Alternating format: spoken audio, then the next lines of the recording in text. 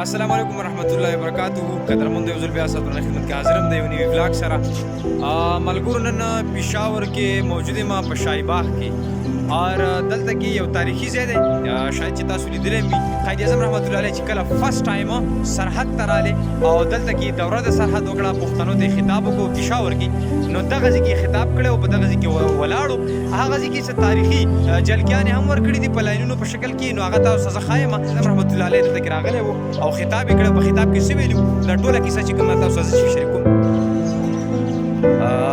نو اوس دا چې کوم دی دا هغه ځای دی چې کوم ځای کې قائد اعظم رحمت الله علیه فرست خطاب کړی و په KPK کې یعنی په هغه وخت کې خو سرحد و چې نو اوس نوم چینج شوی دی خیبر پښتونخوا. نو په دې کې فرست خطاب کړی په 1936 کې پوره تاریخ چې کوم دی هغه ځای باندې کورنده دی هغه تاسو ته هغه ځای باندې چې کوم دی لیکلی شوی دی زه تاسو ته ښایم. کیمرامین صاحب دی. کیمرامین السلام علیکم. څنګه یو جي صحت ښه دی؟ څنګه خلک راځي که نه دې ځای ته روزګار دې چلیږي؟ 100 روپۍ ته شروع باسي جي ښه تا له وشته لکه پرنټ یې که نه داسې در واړو ده تا اوس خو که تا اسانه مې ریکارډ تېړی داسې ده. نو دا اوس تاسو ګورئ دا ملګري راځي ډېر بالا خلک چې کوم دي ما په دې بیکګراونډ باندې وینئ چمنونو کې ناست دي. شاهي باغ د پېښور ډېر یو اهم د سیاحت دپاره بهترین ځای دی. دلته کې خلک راځي خو د بده مرغه پکې ټکټونه یو شی بل څیز د سرکاري پراپرټۍ الي نو دا پکې لږه ناجایزه ده. دلته کې خلک واکینګ له راځي انجوایمنټ له راځي د پېښور چې کوم خلک دي بلکې داسې ځای پېښور کې شته نه.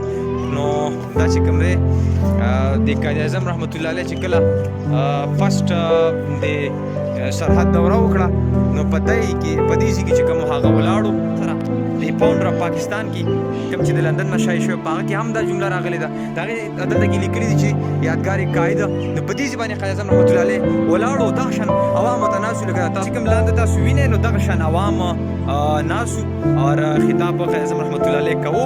نن خو چونکې مونږ دا زما د مخې ته وینئ دا نو بابا یې کوم قائد اعظم محمد علی جناح نے 19 अक्टूबर 1936 को सुबह सरहद की पहली दौरे पर इस मुकाम पर पेशावर के अवाम से खिताब करते हुए फरमाया. नो दल तक ये खिताब करे वो अब सी वैल्यू मैंने बरसगीर की मुसलमानों की रहमाई के लिए अपनी तमाम जिंदगी और कोशिशें वक्फ कर दी है.